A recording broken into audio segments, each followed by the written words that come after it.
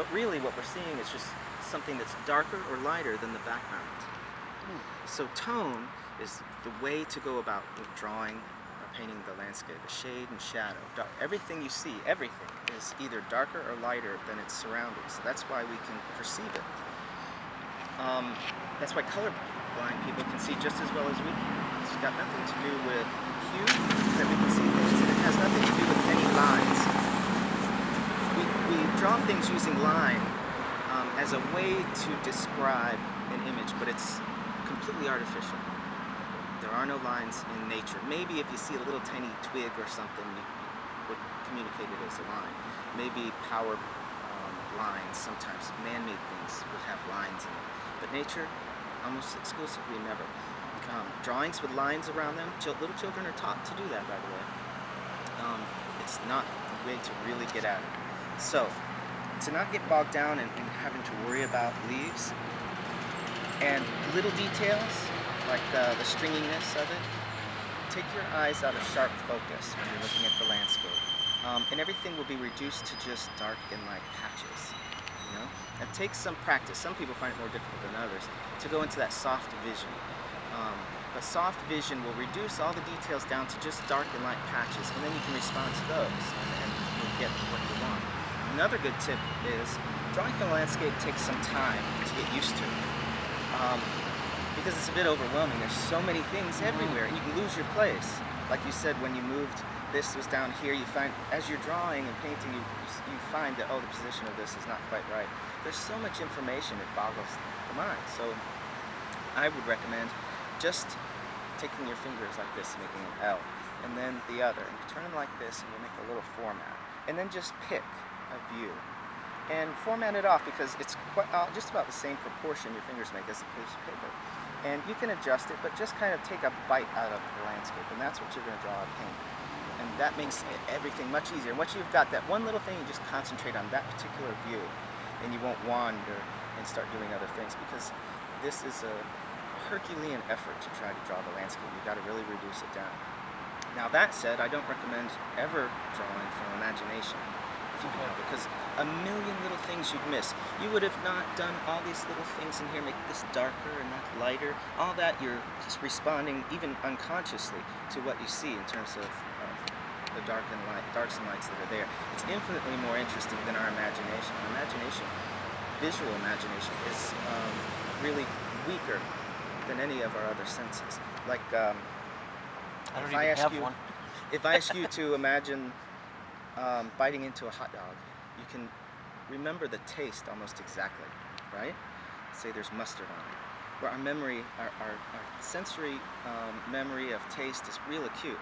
But if I ask you to remember what the chair you sit in your kitchen looks like, or what the pattern on the floor looks like, or something you see every day, it's much weaker.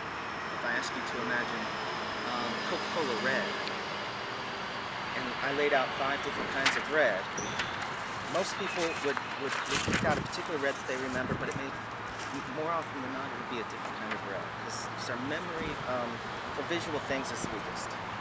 So being out there in front of it is what we respond to much better than that imagination thing. Even people who paint fantasy pictures like dragons and things, they take pictures of animals, put them together in certain ways, and look at how scales are on fish and things like that, so they can get real information and really make it much more alive and interesting. And so responding to the landscape is so important, but it can be hard, taking off small bites at a time, looking at it with that soft vision, and just dealing with patches of darks and lights. Here's another thing: don't waste your time hoping to make a work of art. Consider everything you do as a study. You're just studying, responding visually to what you see, making notations on that paper. This is fuzzy, this is crisp, this is kind of linear, this is dark, I'm dealing with position. That's not right, let's do away with it. Maybe that's not right, let's not judge it, but don't make opinions, just make it an experience of responding to the landscape and making a record of you looking at that landscape there. And that's all it is. The greatest works of art, you can see them sitting there making decisions and changing things, and not judging, just trying to respond. It's like if someone were reading a book to you, and you just say the words back to them. But what's personal, what's your own is your voice, so that becomes original.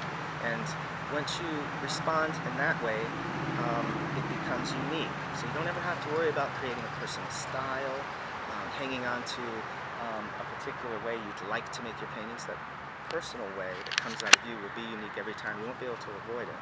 But making that particular approach, sitting and copying Monet's day after day has its value, and you might learn something from that. But you don't want it to bury what's special about you. If Monet had done that, we wouldn't have his wonderful work to look at. So realize that when you make your work, it won't look like anything you've ever seen before, and your first ideas will be that it's not good. That's not true. It's just new. It's just different, and it's kind of hard for us to take things that are inside of ourselves and make them public for everyone to see. It's probably, I think artists have the most guts of any profession. Oh, yeah. Because you're taking what's inside of you, putting it out for all to see, honestly and directly. And that's why so much art is disliked by the public, because they've been taught to see things a certain way, and if somebody goes to an art museum to see paintings, they expect a certain kind of painting to see, usually pretty, or something that they've been fed through just their experiences. When all the new stuff is really, if it's really personal, it's going to be brand new, regardless of how realistically you portray the environment. What's inside of you should be there and unmistakable. So you've got to have big balls to make art. So be very brave. The one you probably dislike the most is this one. That is the best one. I thought it was